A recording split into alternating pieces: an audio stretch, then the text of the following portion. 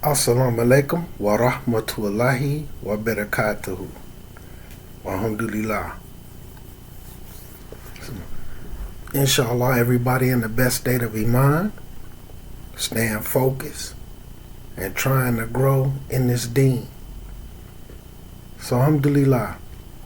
So, we're going to speak a little bit about istikhara, how powerful it is, and the importance of it. Now, so Alhamdulillah. I think istikhara is extremely neglected. You know, I think people don't know how to use istikhara properly. It was a time when I didn't, and it was due to what I was told about it. You know, that's why I thank Allah Azza wa Jal for hadiths and allowing me to be an individual that He guided to hadiths early on into my journey. You know, because I tell anybody, man, I never stop talking about it. Hadiths saved me. Hadiths saved me. And not from a bragging point of view, but to be a Muslim who actually read the entire volume of Sahih Bukhari, man, alhamdulillah, man, that's, alhamdulillah, man. I thank Allah for guiding me to be in that, you know. So anyway, when it comes to istikhara, so I'm gonna give y'all a hadith. Alright. So as usual, you know, although they know we're gonna do this, you know, we still gotta wait on a couple of people. But it's alhamdulillah. Qadr of Allah, masha fa'al. So I could take a second, man. It's something that I want to speak on, man. I want to know if any of the Muslims, y'all know what that means. Time for Qiyam al-Layl. So anyway, me and a couple of students and an imam or two, you know, we was having a conversation about things that's going on in the Dawah and the Ummah, and how to bring I'm going to refer to it as two different elements. How to bring two elements into one world. Because, so, and I wonder if any of y'all noticed this. And what we starting to have is this. With two different elements, due to how strong and powerful the Deen of Islam is, it tends to pull in the criminal minded. You know what I'm saying? You know, and of course, a lot of people turn to it in prison, or they start to take it serious while they're in prison. No knock to either one. But due to the power of Islam, it tends to bring in the criminal minded. But your strong imams and teachers didn't come from that. They was generally like school guys. Not all, but generally like some good school guys, and was raised up in some firm Muslim households, and they went overseas and went to Medina, to the University of Medina or Mecca or King Saud University, you know what I'm saying, or studied in Yemen. So when they come back, they got the knowledge, but the cats who from the streets and went to jail, they got the people. And of course, this is urban. Okay? This is urban. So you will see, and I'm seeing it. I'm not going to say their name because this is not a knock to them, but it kind of cracked me up to hear them say it. So in Chicago, the ones who have the people, they come from that element, from the street, but they don't have the elm. You see what I'm saying? But they know how to talk to the street people. They know how to live with them. They know how to be around them. They got their boots on the ground. See, some of these imams, don't knock to them that went to the universities and studied, and they come back, they don't have their boots on the ground. They not still in the hoods. And the people tend to just see them in the masjid. At Jumu'ah, 5 daily prayers, a class a couple of days a week. But they don't generally see them in the hood or at the little hood restaurants. You know, your little fish and chicken spots. You know, even like in Philly, where there's a lot of them, but you don't always see them in the midst of society. So they don't really have their boots on the ground. So what's happening is the streets starting to get the deen, but they can't educate the people. And then so they have two elements that one can't relate to.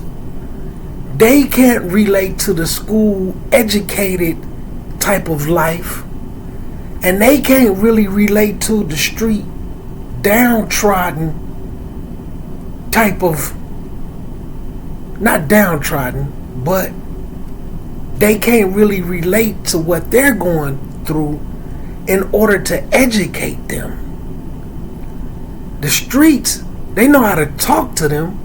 They know how to give them some good survival game and how to carry themselves in an urban area and use Islamic words, alhamdulillah, but they can't really get them over that Islamic hump. They may even be able to teach them the Arabic alphabet where they can read and connect and, perhaps read the Quran a little bit. But they can't get them over that hump. So what we seeing is somehow you need imams that has a little bit of both. Just like how they used to say, the person who was book smart, well, let me reverse that with the right hand. The person who was book smart and educated, right? And like real street smarts, them was your most effective people. And they could move around in both worlds just as comfortably. They just as comfortable around the nerds and the book smart people as they are around the thugs and the criminals. So what we starting to need is imams who's book smart and educated, but they also understand that element. And they also have their boots on the ground. Because one side is lacking the other. They got the education, but they don't necessarily have the people that need to be saved. Those people may come to the masjid for Jumu'ah, and they might show up for a prayer or two. But that really be about it. But they can't get them over that hump. Out of the street life. Islamically, they could get them over the hump, but they can't get that rope in their hand. They don't know how to communicate with them. So that's what we need, man. And some of the guys who come from that, I be trying to do everything I can to get them educated. But sometimes they treat education like they treated it in prison. Like they working a number. Like they trying to get some good time or something. You know, like they got a little bitty. See, sometimes we, in out this way, we refer to it as a biddy. B-I-D-D-Y.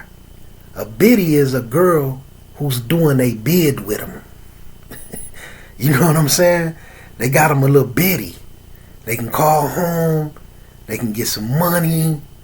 You know, she answers all their calls, and they'll call people on the three-way, they moms and kids and best friends that's in the street. You know, they got them a little bitty. So, you know, they can sit down with the little bitty and talk about how they in classes, and they treat education like that. You know, I got a homie, man, in the NYC, and he comes from that element.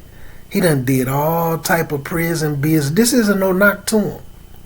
And right now he like 57, 58. You know, ever since I was young, and I always dealt with older crowds. Do you know what I'm saying? Like I always dealt with the older crowds. Like I'm like 12, 13, getting in the club with my uncle now. You know, I just always was like that. So he like 57, about to be 58. Crazy bids. And you know, he got him a little bitty, so he come home to his little bitty. She a little educated. And you know, she's still doing the little school thing.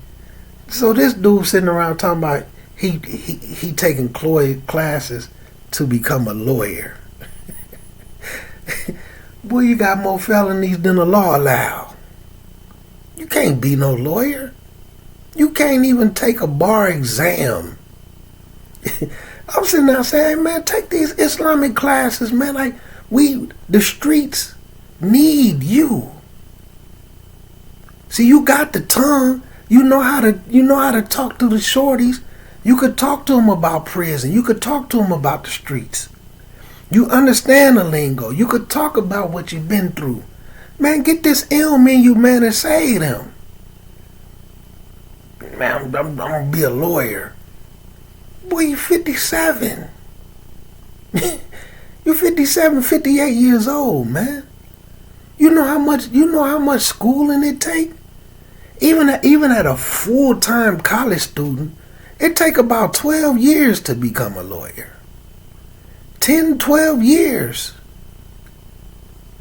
You ain't even a full-time student doing online. Boy, what you gonna do, man? By the time you even get to the point to get through all that, even if you pass it, well, you gonna be like 70-some years old. You know what I'm saying? Well, you can get this Islamic education in you, man, and get a masjid, man. Be an imam. But see, he still bidding, see? He's still bidding with his biddy. Oh, me and Bay in school, we could sit down and look at law books. Man, knock it off, man. Quit letting Shakespeare. But anyway, everybody in, man. So, you know, that's something we need, man. We need individuals that understand both worlds and kind of blend the two. Some people kind of feel like I'm that. You know what I'm saying? Because my boots do be on the ground and my ear be to the street. But I don't like people. You know what I'm saying? I've done been through that element for so long. It's distasteful. You know what I'm saying? But I ain't gonna go into that. But we need more of that. Like, come on, B. You gonna be a lawyer instead of an imam? Cause you still bidding? You know what I'm saying? You and Biddy. Well, I don't think she watched these. I don't want her to take it as is. So I understand this quality time, this intimacies. Become an imam, kid. Knock it off. You can't even be a lawyer. You know what I'm saying? You ain't even your least felony. You can't even get expunged. Maybe you can qualify for something in backwater Mississippi or something. I don't know. But in NYC, you can't be no lawyer. But anyway, so Istakara. And I'm glad I just mentioned Istakara. Won't you make Istakara, man, about it? Won't you try that on for size? But anyway, so Istakara, man, and the importance of it. So as we can see up here, as we got Istakara, especially for the new shahadas, Istakara. And this is something, alhamdulillah, y'all need to be learning early on. Y'all fresh, y'all about a month into the deen, so it's time for y'all to learn Istakara. So Istakara is seeking assistance, guidance, answers, etc. So while I'm talking, I want to give everybody an assignment real quick for y'all that's on here. What we got, 17? What it is, D's? 18? Okay. Oh, and then a couple in the background, couple of sisters in the back. So we looking at about 20 people, right? So I want to show y'all how Google can trick y'all. I see this happen a lot. So I want y'all to go to Google, and while we talking about Istakara, y'all go to Google, word it however you want, but pull up the ayat in the Quran about Istakara, right? And why we saying that? Is Istakara in the Quran or is it a hadith? How many people say in the Quran? Okay. So everybody says just a hadith? Alright. So even the wives, even the sisters, nobody? Okay.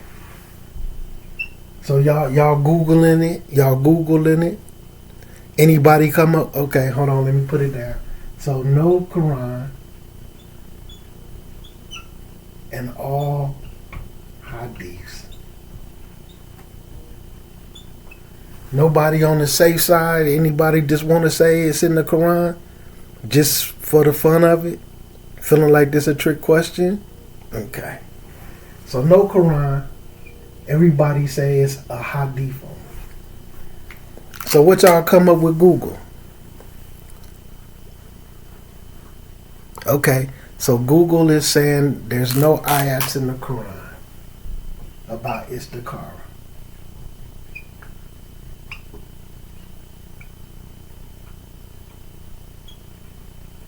Now, even with me saying, let me show y'all how Google can trick y'all. Because I see this a lot. So, like, sometimes when people argue and debate, especially for those, let me go do some more research. Let me do some more investigating. And then when they can't find it on Google, see, one thing y'all have to understand about artificial intelligence, somebody has to program that information into the search in order for you to find it.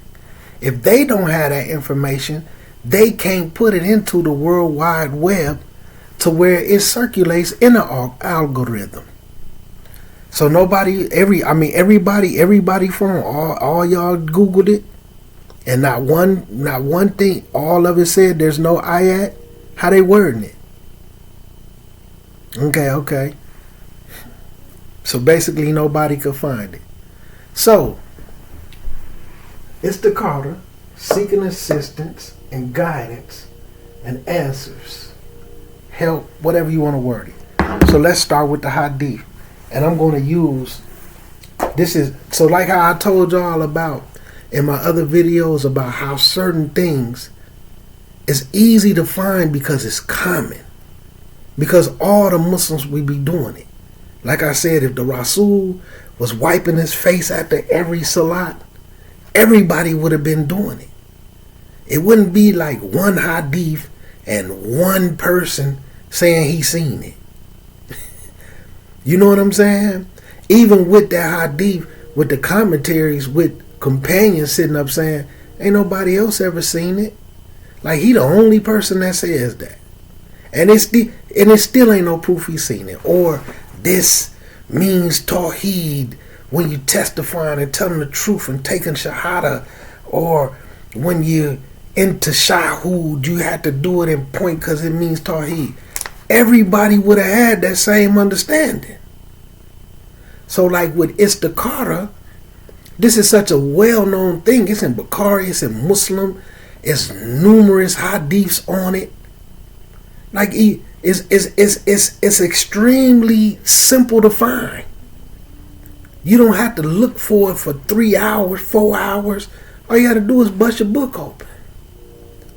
You understand? And it's not going to be linked to a madhab or the opinion of this one or opinion of that one. It's going to be in hadiths. So we going to use Nasa'i. Y'all know how I like to show the brothers some love. And for the individuals who not up on the Sunan of Nasa'i, it was well known that it was said Nasa'i, he was on the exact same level as Imam Bukhari. Some people say he was colder than Bukhari. But due to Imam Bukhari coming before him, it kind of overshadowed his greatness. You know what I'm saying? They say he colder than Imam Muslim. They say him and Bukhari, same person. That's what the people of his time said of him. You know what I'm saying? When it came to memory and you know, they just say he was just as cold as Imam Bukhari. Like neck and neck. Kind of like how they do sometimes with basketball. Who the best between Jordan, Kobe, and LeBron. And you know, some people, it's hard for them to decide. They say Bukhari and Nasa'i was like in a debate like that. You know. So anyway, we're going to use Nasa'i. So in this hadith, it was narrated that Jabir bin Abdullah said, the Messenger of Allah used to teach us companions to perform istikhara in all matters, every type of decision, not just if you want a job, not just if you want to get married, the type of things that I was told. You know, if you want to look for a job or something, you don't know about a job, whether you should take it, make istikhara. If you want to look for a wife, or you got a female you want to marry, make istikhara. Those was like just the two main things they said. It didn't really give me the full structure on making istikhara about everything. Like, I make istikhara about friends. Hey, if this friendship, no matter Muslim, if this is the type of friendship that's going to lead me to the hellfire, some deviation in this deen, or if I'm going to be a bad companion for them and mislead them, you know, I add that type of stuff in my istikhara dua. Then Allah put an end to it. Make us not be companions. If it's not companionship that's best for me and my deen and them and their deen, Allah make us stop being companions. But if it's gonna lead to Jannah and we're gonna be the best companions around for each other, then Allah Azza wa Jal make us closer, as close as we need to be for it to be pleasing to you. I do that with marriages. Somebody hit me up, hey Ahmed, let's go out here, let's go travel, let's check out this conference, let's go meet this, let's go do this and that. Cool, let me make istikhara about it. This is how they made istikhara. You know what I'm saying? And one key thing I see, because I'm a wakil, and some of the people that I help get married, when they hit their difficulties, the female that hit me up, I want out the marriage, I need to get a cooler. Okay, alhamdulillah. Did you make istikhara about it before you contacted me? No, but I will. Make istikhara and get back with me. No, you ain't listening. You need to understand. Okay, I got you. But make istikhara and then get back with me. Make istikhara and give it at least one day and get back with me. And then we'll work things out. Because I see it a lot of times. I'm sick and tired. The marriage ain't going my way. I want out of it. I want to be released from this marriage. End this marriage for me. Did you make istikara? And then I'm telling you, sometimes they don't make istikara. Might even lie. Yeah, I made istikara. Cool. Woo, woo, woo. We get the thing, get the marriage ended. And then a week or two later, they want the marriage back. See, because you didn't make istikara. So, the Rasul taught the companions to make istikara in all matters, just as he used to teach them surahs from the Quran. So, making istikara was just as important as learning the Quran. Not just memorization, with the Quran ayats, with the tafsirs and everything. Istikara is like a key, right? So, he said, the Rasul sallallahu alaihi wasallam said, if any one of you is deliberating about a decision, you're going back and forth, you're debating with yourself. I don't know if I should, I don't know if I shouldn't. Right? Then they should make istikara. Even if you're not unsure, even if you want it, and you sure you want it, make istikara. Or if you feel like you don't want it, but it seems like it might be good for you, that's, I don't really know, make istikara. About what it is. Should I let this people babysit? Should I take my kids to this daycare? Should I put my kids in this school? Should I start this business with these people? Should I help these individuals start a masjid? Should I study this class? Should I sit with these people? Should I go to this masjid Friday? Should I come out here and meet these people? Make istikara. Make istikara. Now, when you look at a hadith that's so well known and so strong, numerous in narrations, you might not even be able to pick up one book of hadith that don't discuss istikara in at least one hadith. So a hadith that powerful and that strong, it gotta be in the Quran, don't it? But see, Google will tell you, no, istikara ain't in the Quran. But I'm finna give y'all one simple ayat that's also numerous.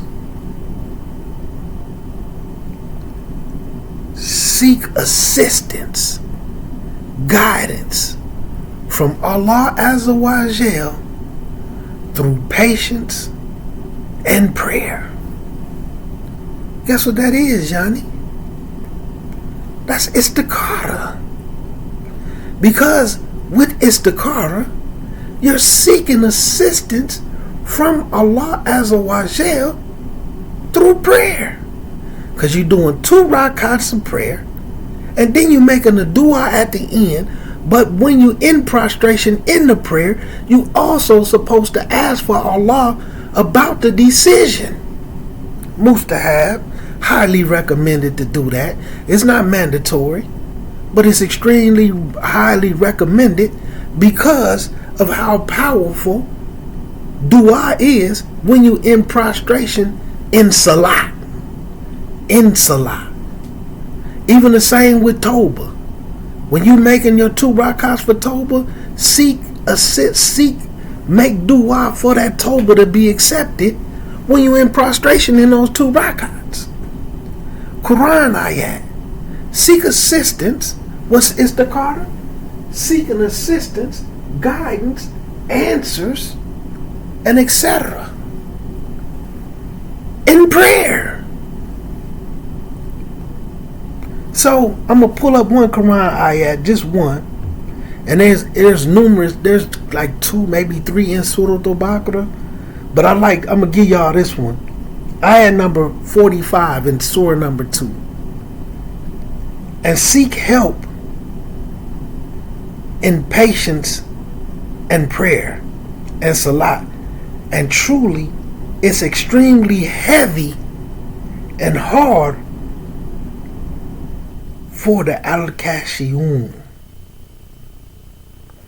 And that's defined as a true believer in Allah, those who obey Allah with full submission, who fear much from Allah's punishment and believe in Allah's punishment and in his warnings of the hellfire. Alhamdulillah. May Allah Azza wa Jal allow us all to become amongst the Al-Khashiyun. Right? So, this prayer, seeking assistance in prayer and in patience in prayer, this extremely heavy for the ones who truly believe like that. Now, what it's saying for the Al-Khashiyun, and it's giving you this description, they are those who obey Allah with full submission. They fear much from Allah's punishment, and they believe in Allah's punishment when it comes to the warnings. They know it's not a threat. It's a promise. So when you're in istikhara, what's part of that istikhara?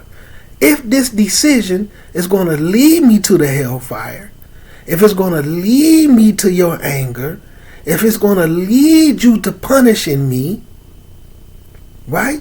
If it's going to lead to bad in this life, if it's going to lead me to deviating from my deen, if it's going to lead me to taking my deen lightly, Allah keep it away from me.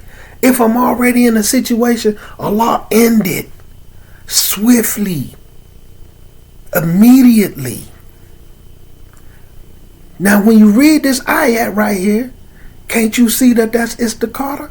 But see, what happens is people rely too much on Google when they doing their research and investigations. And when they can't find it, they think it's not there. And see, one thing about me is this. Not only do I study Google. You know why I study Google? Because when I'm sitting around individuals or I'm on the phone with individuals and they start trying to hit me with some Google foolishness. You know what I'm saying? When they start trying. Now, don't get me wrong. Oh, you can find some hawk on Google. Don't get me wrong. That's why I'm like with the new shahadas. That's why I advise anything else. Go hit Google and then come back to me.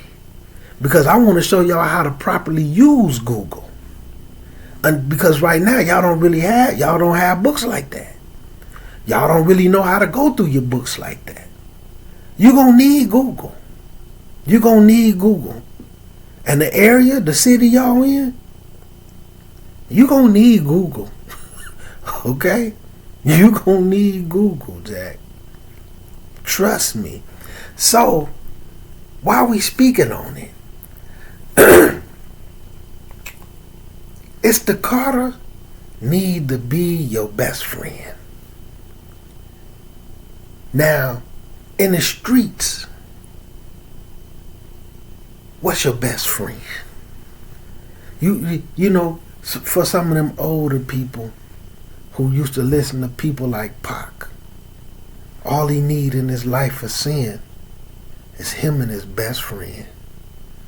Who your best friend? That's your weapon. Even if your weapon is this, you understand?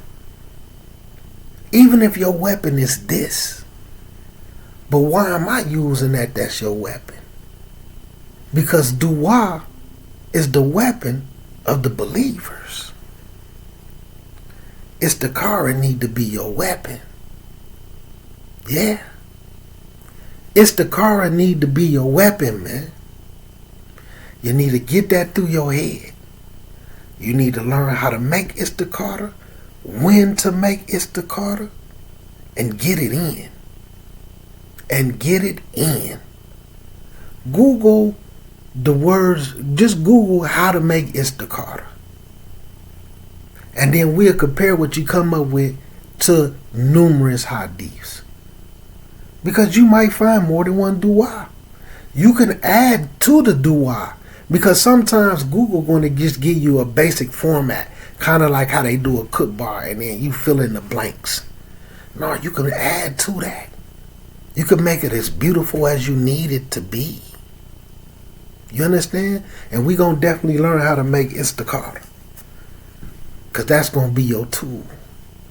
You understand? That's gonna be your tool. And we're gonna touch a couple of things. But let me touch this real quick. So sometimes when I'm dealing with people, you know, like I say, sometimes people try to matchmake with me. And I say it's alhamdulillah. You know, sometimes it be sisters and sometimes it be brothers. And it's alhamdulillah to me because people be considering me. Like, hey, you know what I'm saying? You know, you'd be good for my sister. You know, you good for my niece. You good for my daughter. You know what I'm saying? There be brothers, there other sisters. You know, you would be real good for my companion. She needs somebody like you. So on one end, it gives me that little warmth, like, man, alhamdulillah, man, they really consider a brother, you know. But on the other end, I'll be like this. They got somebody they think I can fix. You know what I'm saying? They want sooner to go to work on them. You know what I'm saying? So sometimes I start to go through the process. You know, I'm gonna make istikara first. I'm gonna make istikara. I'll be like, all right, check it out. Let me make istikara, and then we'll see what's what. But then I say to Allah, let me kind of go through the process and see what I can see with my firasa, with my Islamic insight in my eyes. Let me walk through it just a little bit to see. Let me get a feel for it and see if I'm in some good graces. And then when it get a little deep, I'm gonna come back with istikara again and ask you to show me what I'm missing. So when I get to walking through it, and then I get to noticing these individuals ain't made istikara. They haven't made istikara about this decision. They probably don't even understand the importance of making istikara. Right? And this is how I know it. So I see this all the time. Sisters, they be making dua. Allah, I need a man for this. Allah, they want a good Muslim man. I want a good, strong Muslim brother that could teach me my deen. And you know what I'm saying? Me being a wakil, wallahi, true story, that, you know, of course I get permission to discuss these stories. So it ain't like I'm just talking about things or putting people. I get permission to discuss these things because people can learn from it, not to expose or make anybody look bad. And they want it to be discussed because if somebody can learn from the mistakes they made, they want a reward for that. So this person, strong student of knowledge, studied in Yemen. I'm talking about dude lightweight, a mini scholar, holds numerous ijazas, set with mukbil. Strong student. If he actually went through the university route, boy, probably have a master's, possibly even a PhD. But he possibly have a master's degree, right? She was crazy about him, almost crying sometimes. I want him, I want him, I want him. You gotta do something, you gotta do something. But I told her, you're not ready for that, brother. You don't even want to act right. But, alhamdulillah, of course the wakil don't know nothing. It's my decision, I know. You don't want to change. You do too much, because I'm going to be real. You do too much stuff that's displeasing to Allah Azza wa Jal. Why would he take a servant that he's favored to allow to go sit in Yemen around hyenas, wild hyenas, some of the stuff they had to go through no air conditioned, living in mud huts, studying feet to beard, having to write 1,000 million notes in Arabic. Allah favored that man in that. Why would Allah take a Muslim man that he favors, which shows he's pleased with him, and put him with somebody he's not pleased with? You're going to be a fitna for this person. You wear weave, you don't want to take it off. You know what I'm saying? You play around with your dress, your hijab. You deal with intoxicants. You don't want to study. You don't even want to read your Quran. Oh, well, if I had a good man, I'd start doing all that. Managed to get her a sit down with the brother. He sat down with her for a split second and he talked to her. But see, I know how the brother is. He made istikhara first. She didn't want to make istikhara. She didn't want to make istikhara. And I'm leaving out parts of the story because I know some similar people. And I don't want them to feel like I'm talking about them. But I'm going to add it all in. She also had a dog. A little cute poodle.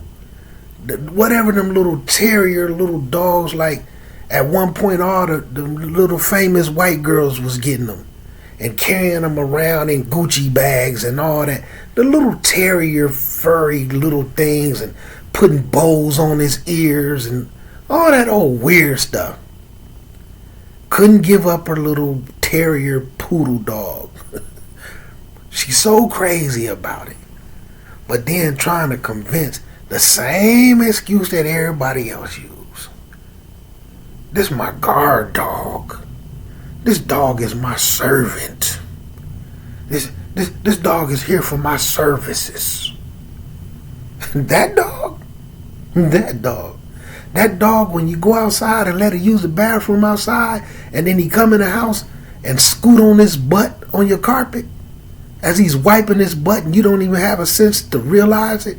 That dog who sit on your couch, go outside and take a little pee-pee and got some little pee-pee on their privates and then come lay down on your couch with their legs spread, drying their pee-pee parts, male or female. And it was a female. Do y'all know that female dogs, all female animals, do y'all know they have periods? Some people don't even have enough sense to know that they female dogs have menses. See, men who breed dogs, they know when to look at them, and yes, drops of blood come from out of their stuff. Where those drops of blood going in your house? You putting a pad on them? That stuff going in your bed, on your couch, on your rugs, but you don't have a sense to know it. Talking about this your guard dog. When Allah put the angels to guard you, you're gonna get the angels out the way for a dog. Then, even with having the dog in the house, see, a lot of people don't understand what a hasanat is, because people think a hasanat is a good deed.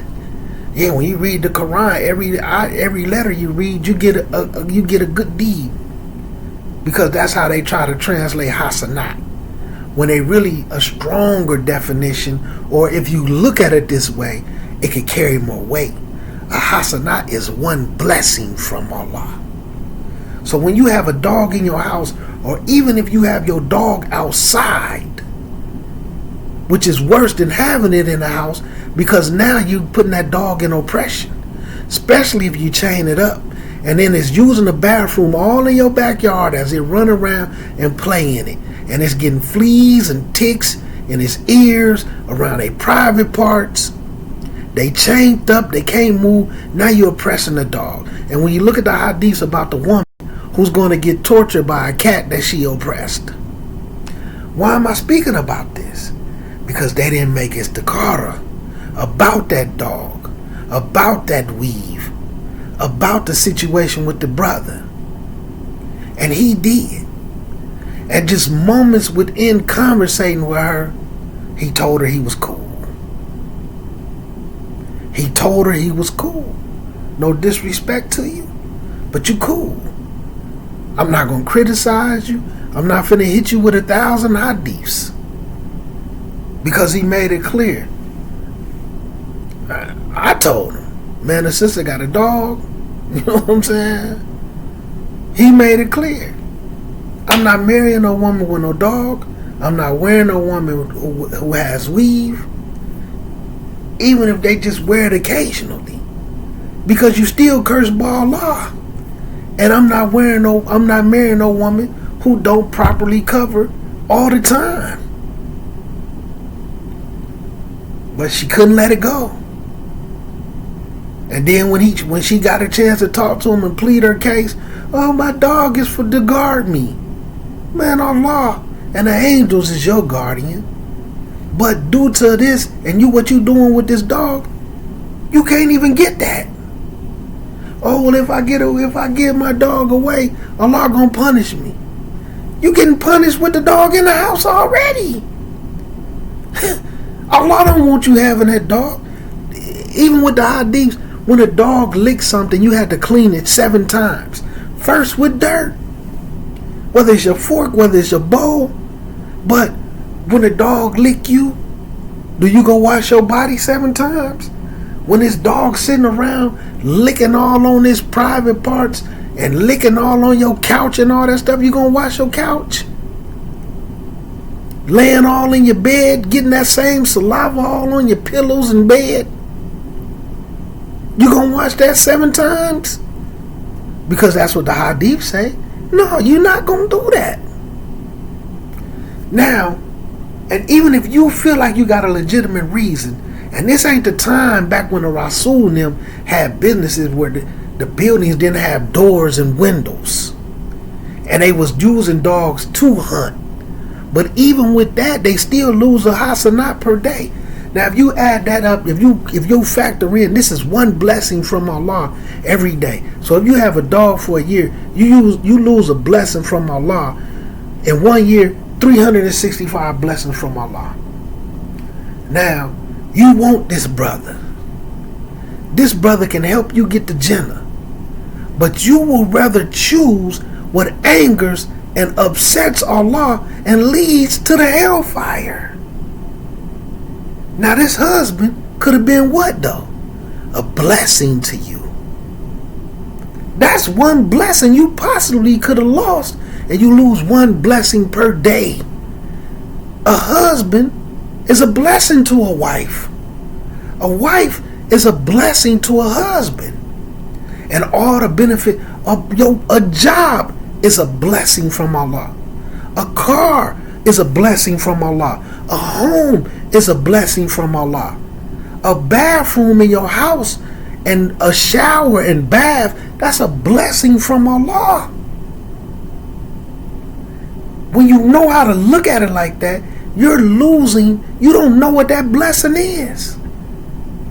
So then when he told her he was cool, she want to call me, y'all saying you got to do something, you got to do something. No, you got to do something. You got to change. Ain't no brother who understand this deen and Allah has favored them to study and learn all this knowledge finna marry you and take care of you for what? Some private parts? You're not willing to give up what Allah hates to have this husband. You're not willing to give up being cursed by Allah to have this husband that you see as a blessing. Why would he give up Allah and his deen for you? You know why though? You didn't make istikhara. Because if you made istikhara about those things, then, and you stayed right with Allah, Allah would have guided you to get rid of all that. But instead, you got too much dhikr of shaitan going on. You don't understand the power of istikhara. This dog is my guard dog. You think that dog could do a better job than the angels? Shaitan playing with your head, Yani. Please believe it. People don't understand the power of istikhara when Allah commands us in this ayat to seek assistance through patience and prayer. And after you make istikhara, you got to have sabr. You got to be patient as you wait for Allah on this decision. And that's how sometimes back to me, when I'm in these situations and I see how the individuals is moving, I already know they ain't made istikhara. You want me to tell you how I know? Because 9 out of 10 of their decisions be bad ones. It be bad ones. Cloaked under what they telling they self. Cloaked under, you got 100 things going on with you that's on record, that's extremely displeasing to Allah, but you done told yourself 1,000,001 excuses. Shaitan done gave you excuses to make. Oh, well, I only do the weave to save my new growth. Weave help my hair get longer. I ain't trying to convince you of nothing. You know what I'm saying? I'm going to leave it in the hands of Allah. If Allah left you on that, I can't take you off of it. You ain't got to convince me. All I'm saying is, dude not going to marry a woman like that. You're a hardship. You understand? You're a hardship. And I'm finna break down these couple of things about sabr to go with istikhara. To go with istikhara about how to have sabr the correct way, the Islamic way. And y'all want y'all to sit down and ponder about istikhara and the importance. And just think about some of the way your life done turned out. And you didn't make istikhara. Or you didn't make istikhara properly. Or you really didn't pray. You really wasn't a praying person. You made Kajumar, but now all of a sudden your heart desires something. Now you want to come make istikhara. Didn't make Fajr, didn't make Dhuhr, didn't make Asr, didn't make Maghrib. 30 days, 30 days you ain't prayed 5 times. Not now 30 other days. But now you see some girl you want, some brother you want, and now you want to come make istikhara.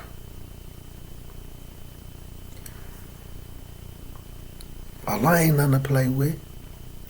Allah ain't nothing to play with. And like I say, it blows my mind. Even with brothers. Brothers, you done came across a good sister. A sister who really willing to work with you, and she has deen.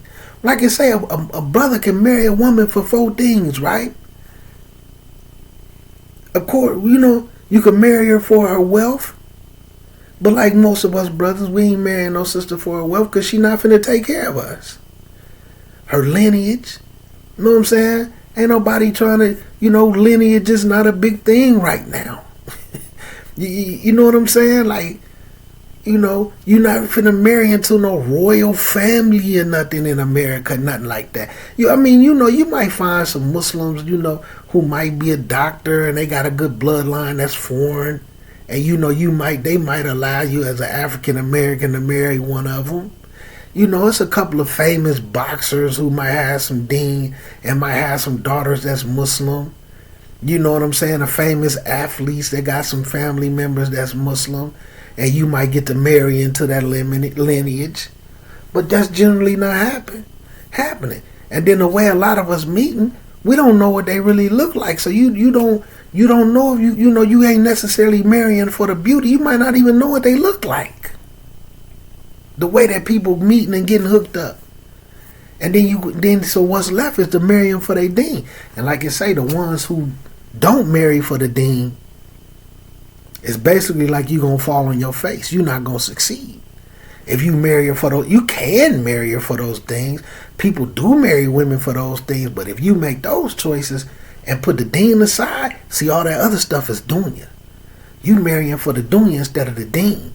Now, marrying her for a deen don't mean she took shahada, that she's Muslim along the lines of she believe in Allah and the Rasul. So to be honest with you, She might not even have no dean. Ain't no brother who know they dean gonna marry nobody like that. And before I get into this, I'm gonna give y'all a saying that this is something that I had to say, and it still stands true to this day. Let me give y'all one of my quotes. Not a quote like on some type of famous speaker or something, but something that's from me. I'm gonna put this down. I never thought I would give up everything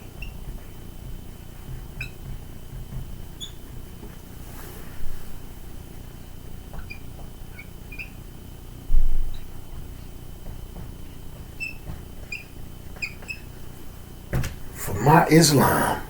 This is a two-part quote. And this is what I sit back and think, ponder on. I never thought I would give up everything for my Islam. I never thought it. I never thought it. I never wanted to. So I understand the mindset. But the next part of it is this.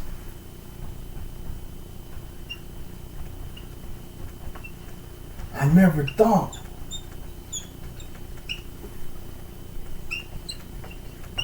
some people that I love, we're going to put an ED on it. Some people that I loved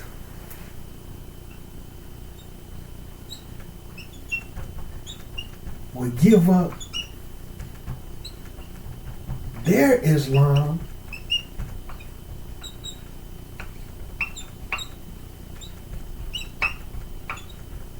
for everything.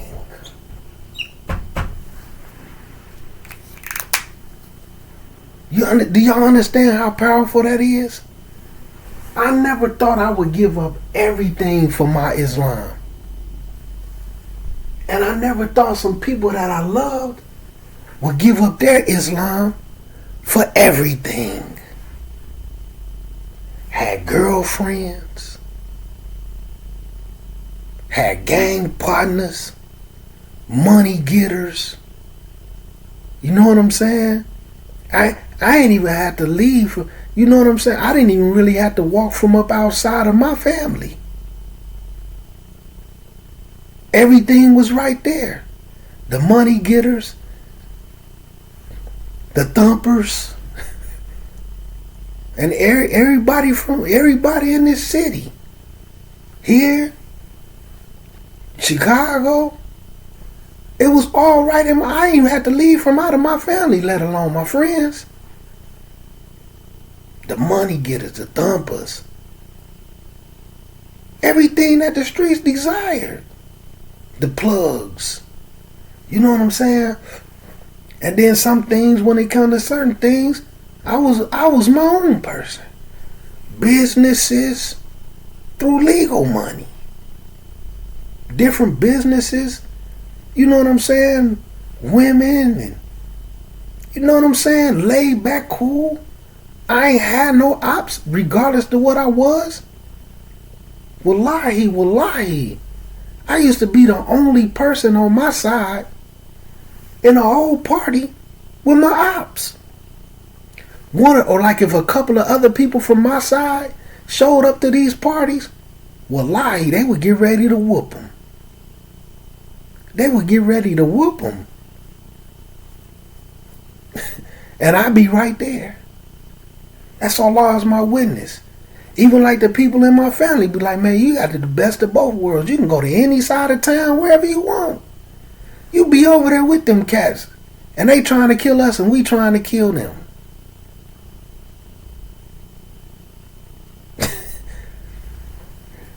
I gave it all up for Islam, man. The girls. Of course a brother want to be married. The fallouts with my family.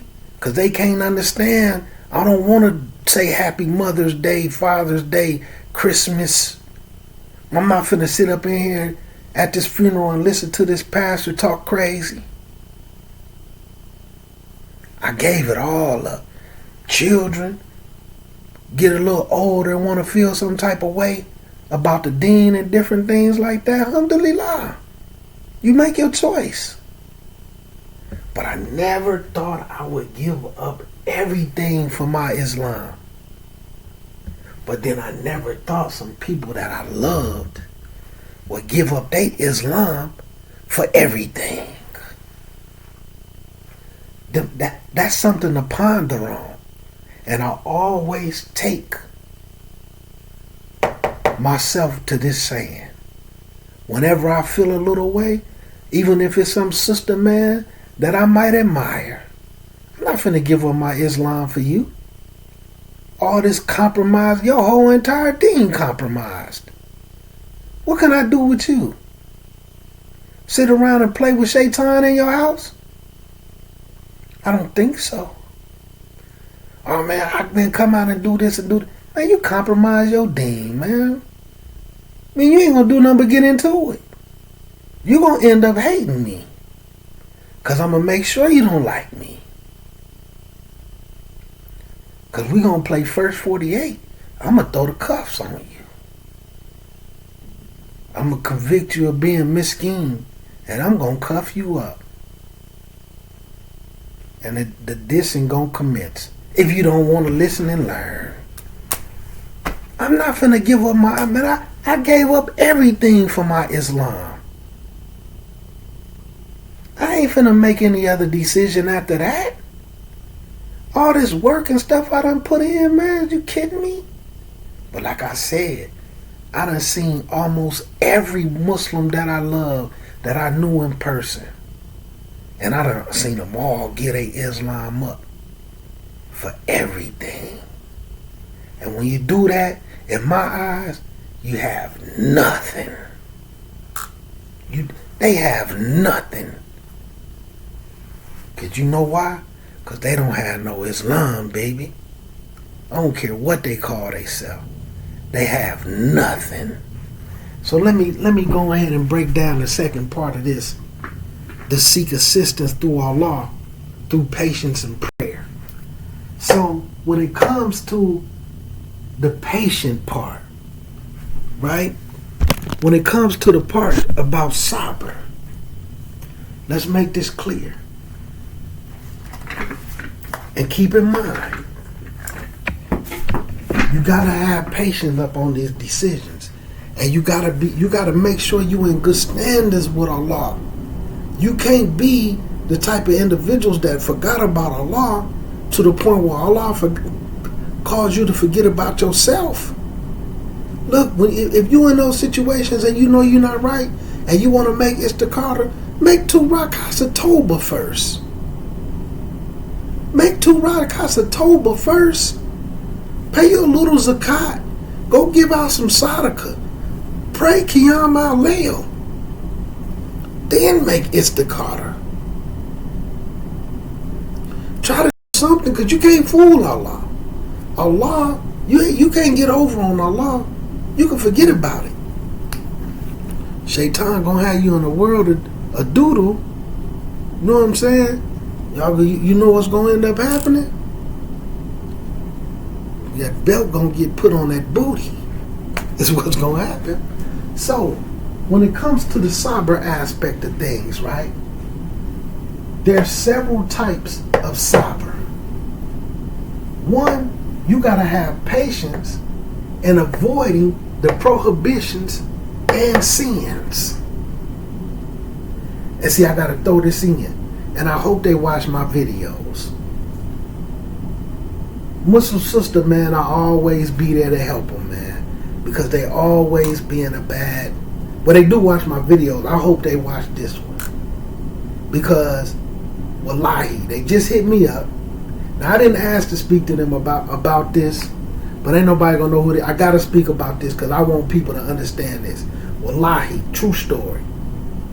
Just a couple of days ago, the sister hit me up talking about, I need to take my Shahada all over again. I want you to give it to me. Like, you need to take your Shahada over again. You need to go make Tawbah. Or just take your Shahada.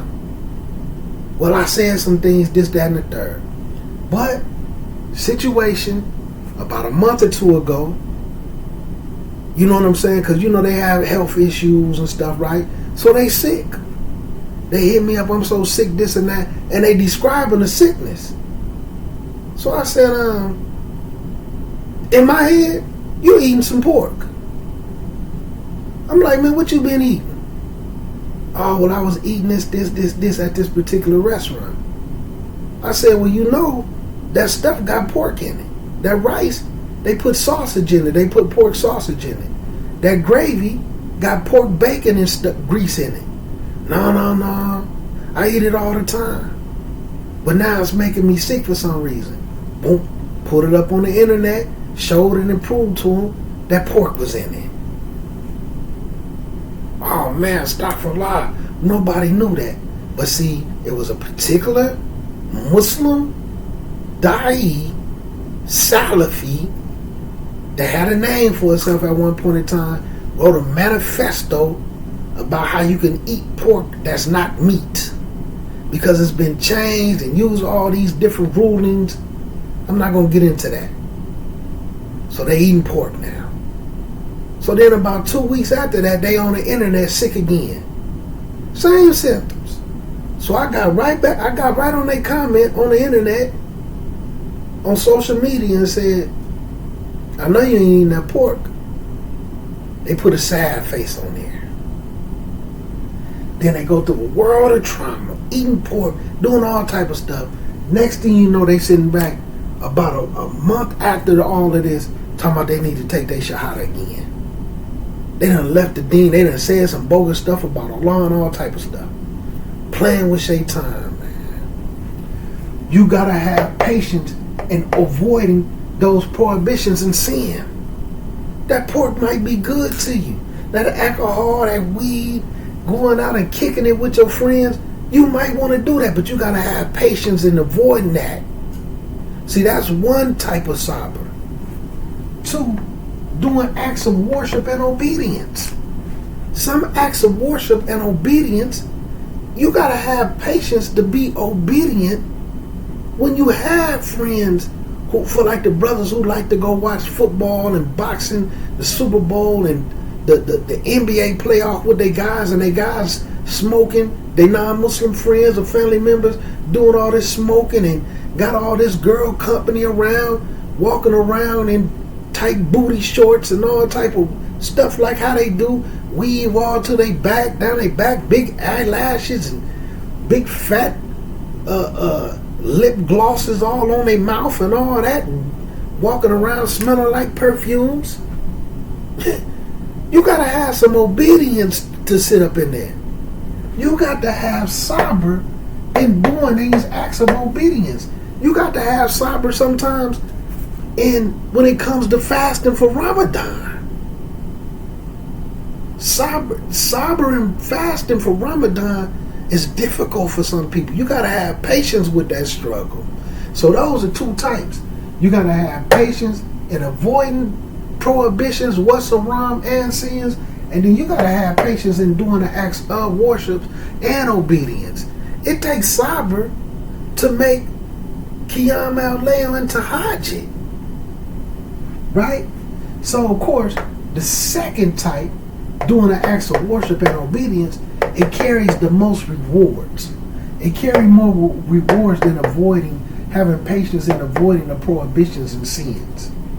Now, the third type of patience is required in the face of afflictions and hardships, which is mandatory, just like making Tawbah is mandatory. So there's a hadith, well-known hadith, where this woman had lost her child, Muslim woman, and she was crying over the loss of her child. And when the Rasul came to give her some Islamic dawah, some words of encouragement, she snapped and said, "Get away from me. You've never faced the type of affliction I'm facing right now.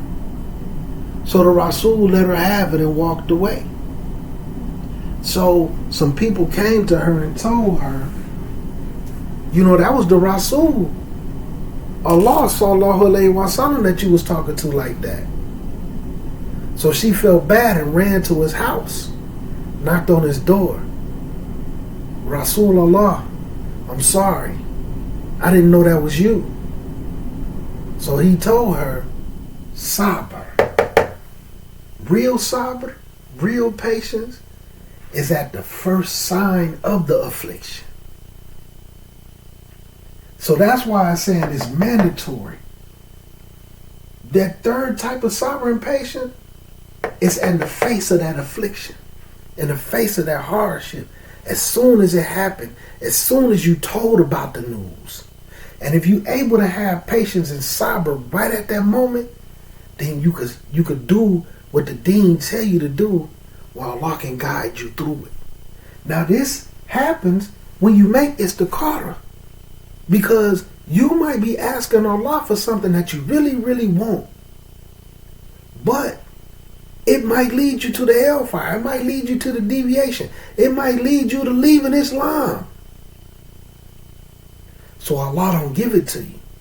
And sometimes people don't have enough sabr to deal with the decision that Allah made for them, you understand?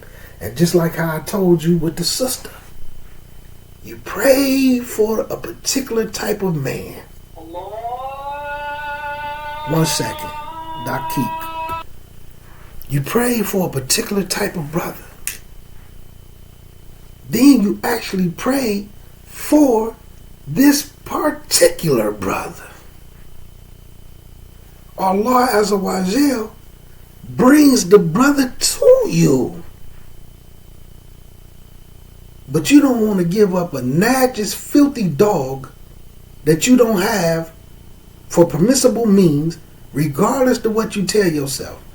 You don't want to give up weave and intoxicants and half dressing for this man.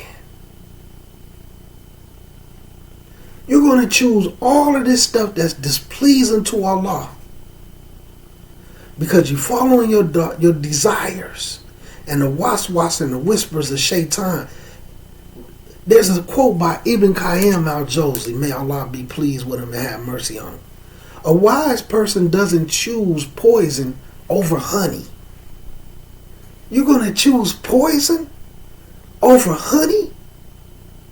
I don't need the angels to guard me. I got a dog to do it. I don't need Allah to guard and watch over me. My dog will do it.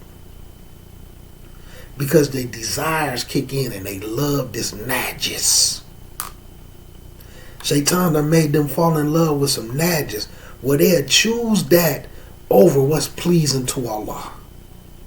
So when this brother made a different decision, she didn't make it to car, but she couldn't have sabr with it.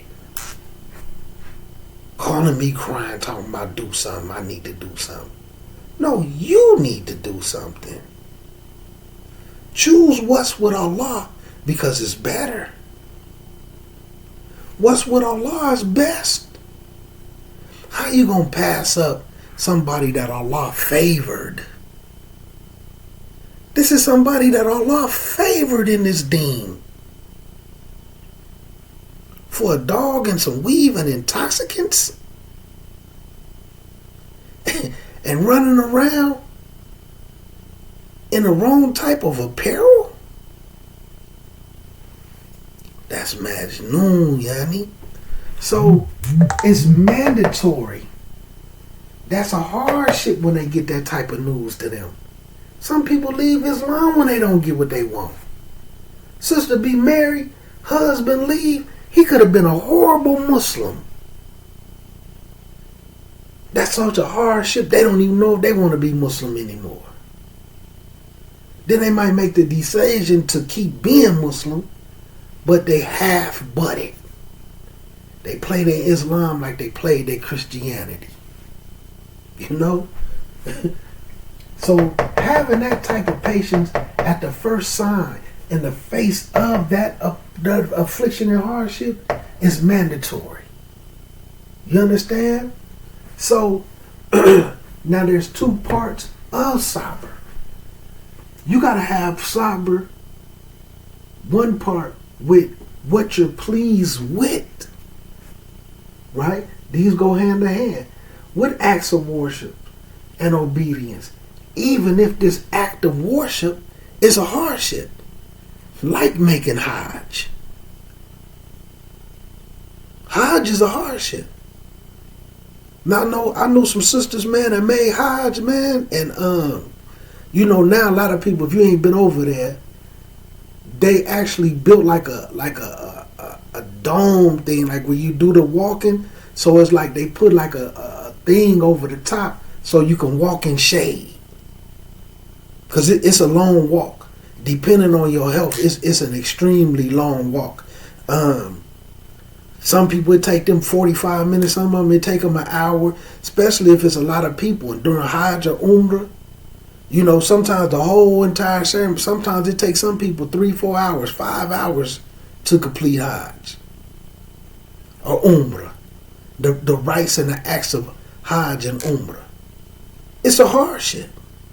But even if you pleased with it, you got to have some sabr in those acts of worship and obedience, even if it's a hardship. Fasting outside of Ramadan is hard for people. Some people can't even do their 6 days after Ramadan. They be popped. You feel me? So that's one part of sabr, like these go hand in hand. 3 types, but 2 parts. So what you pleased with, you gotta have that sabr with it, because with the hardship that comes with the act that you pleased with. Praying night prayer for hours, or even just getting up, going to sleep and waking up to pray. It's a hardship. Then the second one is when avoiding what is disliked, even if you desire it. You gotta have patience, just like, for them individuals who in love with their dogs. This is disliked by Allah. Even if you desire that, you gotta have patience in avoiding that type of thing. These brothers who can't avoid the streets, can't avoid the dice games, can't avoid the gambling house, where they in there with all them najis, can't avoid the club because they hustle. So they gotta hit the bars and all that stuff trying to get their package off. But then they fall into drinking and smoking. You got to have sabr, man, in avoiding that, even when you desire it. Some of these brothers, man, these brothers out here, Muslim brothers out here that ain't married, and all these butt-naked sisters walking around, and some of them be good sisters. Some of them have good jobs. Some of them just want a good man. Hey, all that, I just lay around the house and do nothing and you pay everything for me? No, I don't want to do that. I'm a woman. I got a couple of kids in here. I want to do what I got to do to help take care of my kids. I want to help you help me take care of my kids. Some of them sisters that come from that's what they be on. No, you ain't got to pay all my stuff. And you know what I'm saying? And but they be non-Muslim. They really be wanting to work with a brother and build an empire. I make $60,000 a year. You make $60,000 a year. That's $120,000 flowing through our household. You know what I'm saying? $120,000 a year flowing through the household. If we tighten up, we can save at least $30,000 a year. We can get some property. This is what some of these sisters be offering them brothers. For some Muslim men, it's hard for them to sit back and say, although I'm pleased with the dunya you offering me, I'm going to choose what's with Allah. I'm going to choose what's with Allah. Yeah, it's permissible for me to be with a non-Muslim sister, but not one that's like you. Believing in ancestors and burning sage to kill bad spirits and animals, dogs and cats, and wiping period blood all on the couches and dog feces using your couch as toilet paper to scooting on their butt on your carpet. Got to be kidding me. No, I'ma choose what's with Allah. You know what I'm saying? I'd rather be in the company of the angels than your dog. And as for me personally, I don't care where you keep it. Outside, in a cage. You got a dog? There's no convincing me. I don't care where it is. Ain't no convincing sooner. But I ain't all that. I ain't the beginning all. I ain't the end all. Life don't stop because there's a no me in it. But no. Some of these sisters, and I'm saying that because some of these sisters praying and making dua for a brother that they not gonna change for. And this is the thing that kills me the most. Not astaghfirullah, not kills me. Astaghfirullah. This is the thing that make me laugh the most. These sisters always want a man to teach them and lead. But when you tell them something about the deen, ain't no need to tell me no hadiths. Ain't no need to talk to me about no Quran ayat. Yeah, see, you want a Muslim brother that can teach you, but you don't want him to teach you. You just want to be able to sit up and have girl talk. Yeah, girl, my man can teach me Islam. It ain't about can he teach you. It's about are you teachable. Because soon as they tell you something or try to teach you from the deen, what you do? You reject it for something that you desire. You reject it from something that you desire. And when you make istikhara, and this ain't no knock to nobody. I'm going to say this. This is something what istikhara did for me. And I'm going to put it out there. Right? It was a sister, man, I was really feeling her. Me and her brother developed a relationship. You know, he wanted me to marry his sister, right? So, you know, we talking, we cool, you know, so we feel each other out enough, decide we want to go through with it. So I was like, okay, look, you make istikhara, I'm going to make istikhara. I made istikhara that night after I made tahajjud. I went to bed, woke up for Fajr, everything that I felt about that sister was gone. I didn't even want to talk to her no more. Wallahi, true story.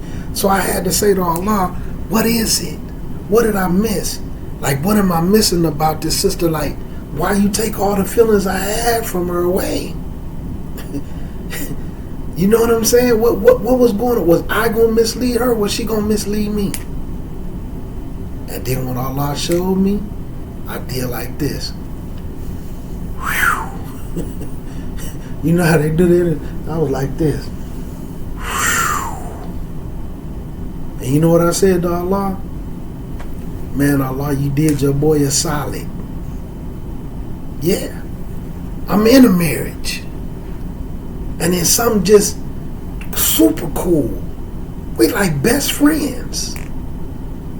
You know what I'm saying? Almost inseparable. Like, this is sister, man, that I could do everything with. Like if one of the brothers, they got a wife and this and that, I could take them over there and we can have a good time. We can go do this. I can do everything with this sister. Everything they can do, I can do it with them too. Travel with them. I'm talking about go to like New York, run around Philly, and I could be on both sides. I could be in the mud, because sometimes when I travel, I'm gonna be in the hood. I'm a hood baby. like even when I come here, I live in the hood. Some people who watch my videos sometimes will lie. Sometimes you hear gunshots. Sometimes you hear police sirens and all type of stuff. You hear people fighting and stuff right out here. I'm in the hood. I don't have to be. But it's something about it, man. So when I be traveling, I be in the hood, man. Sometimes you have wives you can't take to that. But it was just something, man, that made me say, because I'm going to do it. So we in it, and I go to Allah and make istikhara. Allah, if this something that's going to lead me to the hellfire or affect my deen or put me in a position where I might start tripping and be mean to them or treat them a certain type of way, and I'm going to end up in the hellfire that way, bring an end to it. And I say within, it wasn't even 2 weeks. And when Allah brought it to my attention and seen it, I was like this. I was baffled. I was a little bit hurt because I didn't want it to be over. But once what was said and what it wasn't even no cheating. It involved all Islam. I had to do like this. I'm going to help you get yourself together. I'm not going to leave you flat. I'm going to help you get yourself together. But once you get yourself together, we got to go separate ways. We're going to be cool forever. If you ever need me for something, as long as you still Muslim, I got you. I ain't want it to be over. I ain't going to lie to you. Istikhara. You know what I'm saying? And when I make istikhara and I say, Allah, please reveal what's going on with this situation to me.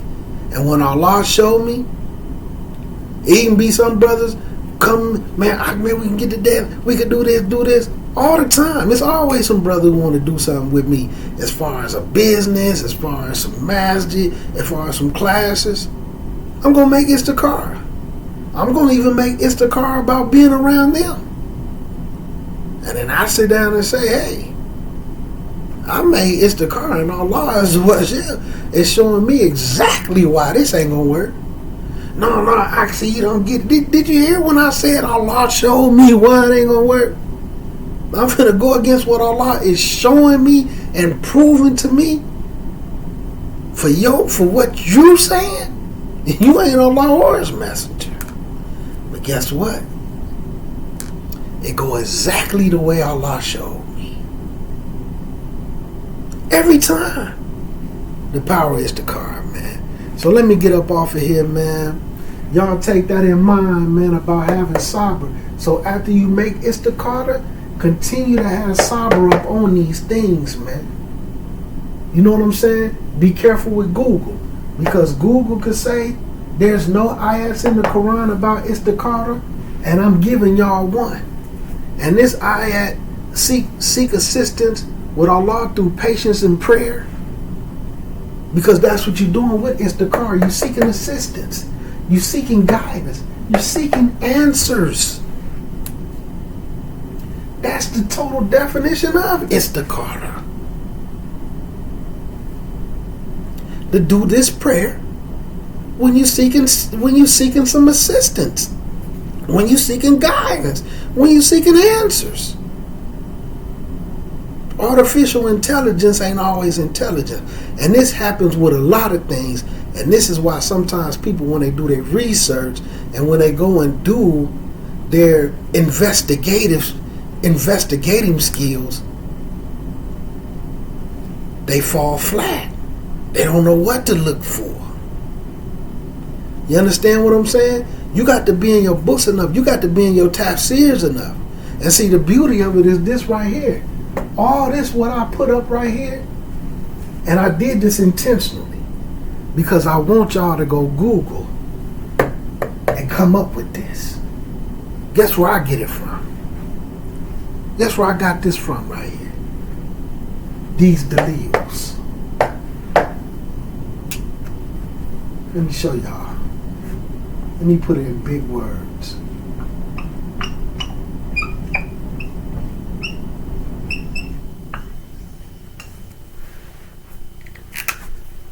In tafsirs.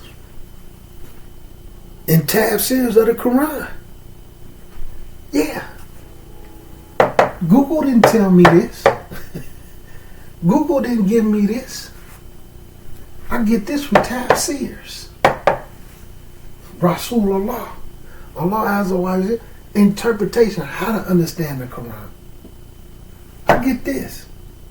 This quote right here, that's me though. I never thought I would give up everything for my Islam. Because sometimes, man, I be sad, man, because some of my family members, we don't have the type of relationship that we could possibly have because I am Muslim. You know what I'm saying? People that I love dearly. Some of them feel some type of way like I should choose them and what they want to do or support what they want to do that goes so much against Islam. Like I'm putting Islam before them. Yeah, I am. I am. And the day is going to come when you wish you put Islam before all that. See, you giving up your Islam for everything, which is what? Nothing. I done seen some people, and I say this about a lot of Muslims, you done gave up your strength for their weaknesses. Like for some of the sisters, you gotta have patience in covering properly. Some sisters don't have the courage. So shout out to y'all sisters, man. And then the desire to see these girls getting the men because they have butt naked, but we just gonna keep it 100, no disrespect to them. They just getting ran through. They getting ran through. And then they had other type of quotes. Oh, well, that dude, this and that, he getting ran through too. Right. That don't make you getting ran through and saying he getting ran through don't make it no better. It don't make it no better. But then some of them sisters, man, they get to want to start to take that stuff off. You got to have sabr. And then when you want things to work out for you, you want that firasa, you want things, you want Allah's sin, you want your Allah's sin to be your sin. Well, Allah hearing is your hearing. You want Allah to answer that istikhara, but you want to still be najis. You're not having patience, waiting for the proper decisions on that thing. And then when Allah do bring it to you, you be like, no, I'm good. I'm going to choose all this stuff that you hate. Because Shaitan done put some whispers, some good things in my ear that make me feel like these is good decisions. When Shaitan get a hold of people that play with they deen, he be on them like a python, like a boa constrictor. Just be wrapped up around them, squeezing them. I've read, to be honest with you, I have yet to see one of them completely make their way up out of it. I ain't even gonna hold you. Not saying it's impossible, but when Shaitan got you wrapped up in a world like that, where you will choose what displeases Allah over what you asked Allah for. It's kind of like you saying this right here. Allah, I'm sitting in the house starving. Please have somebody bring my favorite food. And please have that person agree to feed me every day for another month with all of my favorite foods. Then all of a sudden that person knock on your door and say, hey, I got all of your favorite foods, man. You feel like eating something? And you be like this. Nah, I'm finna just go out here and eat some raw pork and dog doo-doo. I'd rather eat dog doo-doo and raw pork.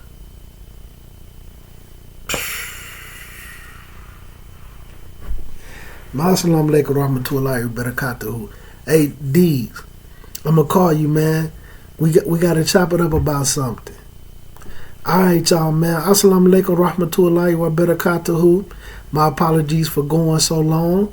You know what I'm saying? It's the Carter. It's the Carter. It's the Carter. Make it your weapon. Make it your weapon. You understand? Use that tool. Use that tool and stay right with Allah. And get your cyber game up. Learn to have patience, man, with acts of ibadah that feels like a hardship, and then they will become easy. Because I'm going to tell y'all this. I've been making tahajjud. Now, I always made Qiyam al-Layl. Like when I got off work and just got out the shower, I'd do some rakats. But this is my first time intentionally going to sleep, even if it's for 30 minutes or an hour, to the point where that sleep getting good and waking back up to pray. Sometimes, man, my eyes be dry and a little groggy, be having a little blur in them when that sleep be getting good, and I'm trying to recite. So, and by me not being in the office, I had to read from a big mushaf. You know what I'm saying? Arabic. Like I told individuals, and this is the beauty. Let me look at it right now, because I remember I was telling people I was a little less than halfway through. I got Ramadan almost up. I started, this is when Ramadan ended to now, because I want to complete the whole Quran in tahajjud prayer. But now I'm at the point. I remember one day I had got in the shower, right? It was still a little hot outside. And I had got in the showers. I had a rough day at work. I came and hopped in the shower, and it was so hot. And I remember I took the shower, and I needed to cool off. And my phones with my alarms and stuff was in here. And I went in my bedroom to get something. And I hadn't laid on my bed in a minute because I had been laying on my cushions in my musalla area, right? Because when Ramadan hit, I just stay in here where I'm close to my masjid, right? In my masjid part of the house. So I went in my room, man, and there was something on my bed. And when I reached across my bed to get it, I hadn't been in my bed for a few months. So when I hit that bed and it was so comfortable, I was like, man, let me just lay down for a minute. And then I got a big clock where, you know, y'all hear it going off because I got an alarm set in case my phones don't wake me up. That's when y'all be hearing that Allahu Akbar. That's my Qiyam al-Layl thing too, right? To make sure I get up. But anyway, I lay down. And next thing you know, I hear my adhan going off of Fajr. Wallahi, wallahi, wallahi. I almost cried. I cried in my heart. My eyes even twigged like this, just no tears ran down. I missed tahajjud. Wallahi, I almost cried. Why I almost cried? Because I felt like I did something where Allah wasn't pleased with me and He didn't favor me to make tahajjud that night. And as I got up to do my 2 rakats for Fajr, my sunnahs, and then Fajr, but while I was doing them 2 rakats sunnah, I was just going through my head like, what did I do, Allah? What did I do? What did I do? What did I do? And I said, man, I ain't getting in that bed no more. About a month go by, I'm laying down in here, fans on, chilling. My alarms go off for me to get up for tahajjud. Now, I usually have it where I can hit the snooze button 3 times. Why I turned it off instead of hitting the snooze button. So next thing you know, that azan was going off for Fajr. This is my 2nd time. I'm almost crying again. Allah, what did I do? What did I do? I'm going through my whole day. Even saying in my head, at work, I could have opened a door for somebody and I didn't. I'm trying to figure out what I did. So Allah is guiding me to something. So the third time, alarm go off, I set up, I'm good. Didn't even know I fell back asleep. So this ain't intentional, but I was set up for a split second. Said, all right, I'm finna go in here and get in wudu. And then next thing you know, my alarm was waking me up for Fajr. This the third time. I'm almost crying. Allah, what did I do? And then it clicked in my head. Wait a minute. When you make tahajjud regularly, you can make it up. You can make it up. After sunrise and before dhuhr. So I said, hold on, let me make sure. So I had to go hit all my books of hadiths and I had to go look for it. And I said, alhamdulillah. So it happened 2 more times, but I got up and made it up. When my alarm hit for Fajr, I made Fajr. I sat till sunrise, did some little dhikr and did some little things. Made me some tea. And then once after that point came, I made up my tahajjud.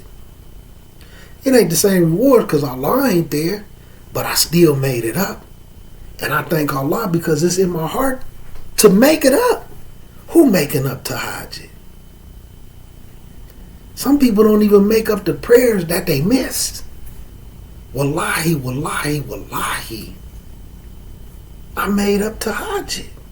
But Allah led me to get that firasa, to get that deen. That was a ni'mah. So I had to miss it those 3 times to get in the mindset, what can I do in case this happen again? Because waking up is difficult. So it was alhamdulillah, and that stuff came in my deen. I was glad I had read all them hadiths on it, but I wasn't acting up on it, but it was here. So I said, dang, I get it. So I had to get in my books and found it. So now I got that jewel in me.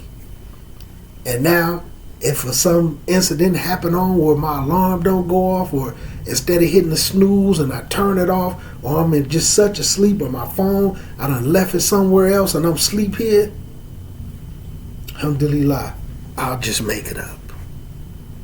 And Allah I had to go through that to get it, but wallahi, I wanted to cry. I told people about it. That's how hurt I was. But once you start to do them deeds and you get to that point, man, that's a ni'mah from Allah.